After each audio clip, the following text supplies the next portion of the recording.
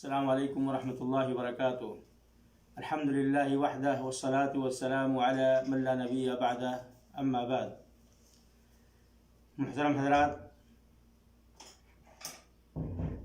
ایک ایسا گناہ جسے آج ہمارے سماج اور معاشرے کے اندر گناہ تصور ہی نہیں کیا جاتا، بلکہ کوئی بھی مجلس ہو، چاہے وہ خوشی کی محفل ہو، شادی بیاہ کی مجلس ہو، یا میت اور جنازے کا پروگرام ہو، ہر جگہ یہ گناہ عام ہے، جبکہ شریعت کی نگاہ میں یہ قبیح جرم ہے۔ اللہ کے نبی صلی اللہ علیہ وسلم نے اپنے احادیث کے اندر اس کی شناعت اور قباحت ذکر کی ہے۔ یہ کبیرہ گناہ ہے، بہت بڑا جرم ہے، منکر عظیم ہے۔ میرے بھائیو، کون سا جرم ہے، کون سا گناہ ہے؟ وہ گناہ غیبت کا گناہ ہے۔ کسی بھائی کی غیبت کرنا یہ بہت ہی خطرناک جرم اور بہت ہی خطرناک گناہ ہے۔ میرے بھائیو، اللہ رب العالمین نے اس کی شناعت اور قباحت کو ذکر کرتے ہوئے مردے بھائی کے گوشت کھانے کے برابر قرار دیا ہے۔ وَلَا يَغْتَبْ بَعْضُكُمْ بَعْضًا أَيُحِبُّ أَحَدُكُمْ أَن يَأْكُلَ لَحْمَ أَخِيهِ مَيْتًا فَكَرِهْتُمُوهُ۔ کوئی کسی کی غیبت نہ کرے، تم میں سے کوئی، چاہے وہ مرد ہو یا عورت، چھوٹے ہو یا بڑے، مالدار ہو یا غریب، سب کے لیے حکم عام ہے۔ وَلَا يَغْتَبْ بَعْضُكُمْ بَعْضًا، تم میں سے کوئی کسی کی غیبت نہ کرے، کیونکہ غیبت کرنا اپنے مردہ بھائی کے گوشت کھانے کے برابر ہے، اور کوئی بھی انسان اپنے مردہ بھائی کا گوشت نہیں کھا سکتا ہے، اس سے گھن محسوس کرے گا۔ میرے بھائیو، اندازہ لگائیں کہ کتنا خطرناک گناہ ہے۔ اور غیبت کسے کہتے ہیں میرے بھائیو؟ اپنے بھائی کی غیر موجودگی میں اس کو کسی ایسے وصف یا ایسی صفت یا ایسے اخلاق سے ذکر کرنا، چاہے وہ اس کی اخلاقی برائی ہو یا اس کی پیدائشی کمی ہو، جس کو وہ ناپسند کر رہا ہو، اگر وہ سنے تو اسے برا لگے، ایسی چیز کا ذکر کرنا اسی کو غیبت کہتے ہیں۔ بہت سارے بھائی یہ کہتے ہیں کہ ہم غیبت کسی کو تکلیف پہنچانے کے لیے یا اس کی یہ وصف، اس کی برائی کے لیے، اس کا مذاق اڑانے کے لیے نہیں کرتے ہیں۔ میرے بھائیوں، چاہے مذاق میں ہو یا کسی بھی ناحیے سے ہو، اگر وہ چیز بندہ ناپسند کر رہا ہے تو وہ غیبت ہے۔ جس طرح اللہ کے نبی صلی اللہ علیہ وسلم نے اس کی وضاحت فرمائی تھی غیبت کے بارے میں، جب صحابہ سے پوچھا کہ غیبت کیا ہے تو صحابہ نے کوئی جواب نہ دیا، تو اللہ کے نبی نے فرمایا تھا ذکرک اخاک بما یکرہ، آپ اپنے بھائی کو ایسی چیز سے ذکر کریں جسے وہ ناپسند کر رہا ہو۔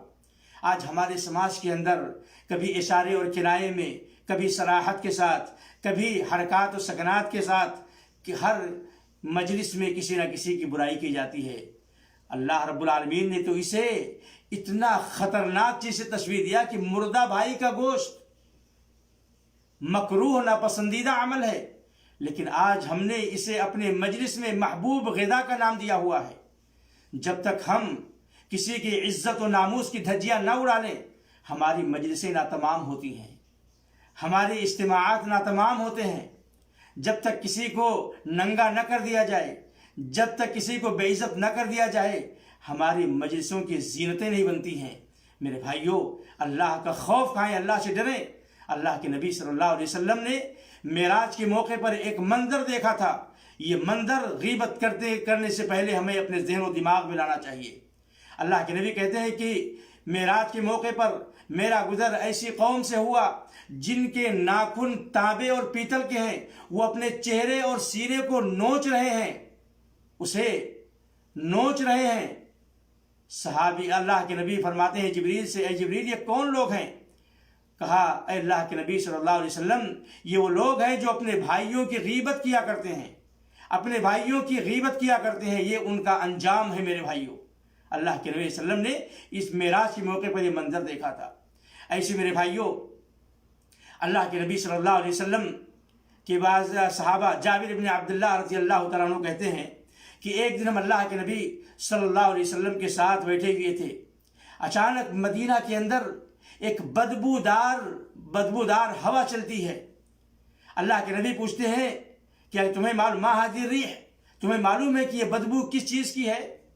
اللہ کے نبی نے فرمایا یہ ان لوگوں کے منہ کی بدبو ہے جو اپنے بھائیوں کی غیبت کیا کرتے ہیں، جو اپنے بھائیوں کو برے القاب سے نوازا کرتے ہیں، جو اپنے بھائیوں کی غیر موجودی میں ان کی عیب جوئی کرتے ہیں، ان کی عزت و ناموس سے کھلواڑ کرتے ہیں، یہ ان لوگوں کے منہ کی بدبو ہے۔ آپ اندازہ کریں میرے بھائیوں کتنا خطرناک جرم ہے یہ۔ اسی طریقے سے اللہ کے نبی صلی اللہ علیہ وسلم ایک سفر میں تھے، سفر میں ابو بکر اور عمر رضی اللہ تعالی عنہما بھی ہیں۔ یہ حدیث صحیح حدیث ہے۔ ابو بکر و عمر نے اپنے خدمت کے لیے ایک آدمی رکھا ہوا تھا اور اس سے یہ کہا تھا کہ ہم آرام کر رہے ہیں، اٹھ کر کھانے کا کچھ انتظام کر لینا۔ بیچارہ سفر میں تھا، تھکا مادہ تھا، سو گیا، اور جب ان دونوں کی آنکھیں کھلتی ہیں تو دیکھتے ہیں کہ جس کو خدمت پر مکلف کیا تھا وہ سو رہا ہے۔ کہتے ہیں انہو لنعوم، کہا یہ دیکھو کتنا سوکڑ انسان ہے، ایسے لگتا ہے اپنے گھر میں سو رہا ہے، اس کو کسی ذمہ داری کی کوئی پرواہ ہی نہیں ہے۔ اس کے بعد جگایا اور کہا کہ جا کر دیکھو اللہ کے نبی صلی اللہ علیہ وسلم کے پاس کچھ سالن ہو تو مانگ لاؤ اور ہمارا سلام کہہ دینا۔ اللہ کے نبی صلی اللہ علیہ وسلم کے پاس یہ شخص گیا اور کہا ابو بکر و عمر نے آپ کو سلام کہا ہے اور آپ سے سالن کا مطالبہ کیا ہے۔ اس واقعے پر غور کریں میرے بھائیوں کہ غیبت کتنی خطرناک جرم ہے، کتنا بھیانک جرم ہے یہ۔ اللہ کے نبی صلی اللہ علیہ وسلم نے کہا کہ جا کر میرا سلام ان دونوں سے کہہ دینا اور کہہ دینا کہ تم دونوں نے سالن کھا لیا ہے۔ جب یہ جواب اللہ کے نبی صلی اللہ علیہ وسلم کی طرف سے ملا تو یہ شخص ابو بکر و عمر کے پاس گیا اور جا کر کہتا ہے کہ اللہ کے نبی کہتے ہیں آپ نے سالن کھا لیا ہے۔ اتنا سننا تھا کہ بالکل پریشان ہو گئے کہ اللہ کے نبی صلی اللہ علیہ وسلم کہہ رہے ہیں ہم نے سالن کھا لیا، کوئی ضرور ماجرا ہے۔ اللہ کے نبی کے پاس گئے اور کہا کہ اے اللہ علیہ وسلم ہم نے تو کوئی سالن نہیں کھایا ہے۔ اللہ کے نبی صلی اللہ علیہ وسلم کہتے ہیں کہ میں تمہارے دانتوں میں تمہارے بھائی کے گوشت کا ٹکڑا دیکھ رہا ہوں۔ اب اندازہ کریں میرے بھائی لوگوں نے کتنا معمولی سا جملہ کہا تھا کہ اس کو دیکھو جیسے اپنے گھر میں سو رہا ہے، کتنا سونے والا آدمی ہے۔ حالانکہ یہ کوئی بہت بڑی بات نہیں ہے۔ آج ہمارے سماج کے اندر، ہماری مجلسوں کے اندر اس سے کتنی بڑی بڑی باتیں ہم اپنے بھائیوں کے تعلق سے کر دیتے ہیں میرے بھائیوں، ہمیں اس کی کوئی پرواہ نہیں ہوتی ہے۔ یاد رکھیں میرے بھائیوں، جو یہ گناہ ہے یہ اپنے مردہ بھائی کا گوشت کھانے کے برابر ہے، اور قیامت کے دن اس کا انجام ہوگا کہ اپنے چہرے اور سینے کو پیتل کے ناخن سے نوچنا پڑے گا، یہ سزا دی جائے گی۔ اور یہ بھی یاد رکھیں کہ قیامت کے دن اگر نیکیاں ہمارے نام اعمال میں ہوں گی تو جن جن کی ہم نے غیبتیں کی ہیں ہم محروم ہو جائیں گے، ان کو اللہ تعالی ہماری نیکیاں تقسیم کر دے گا، کیونکہ وہاں دینے کے لیے کچھ نہیں ہوگا۔ اس لیے اللہ کے نبی نے فرمایا تھا کہ اگر مرنے سے پہلے اپنے آپ کو حلال کر لو اپنے بھائی کے حقوق سے، اور حقوق میں صرف مال و دولت والا حقوق نہیں ہے۔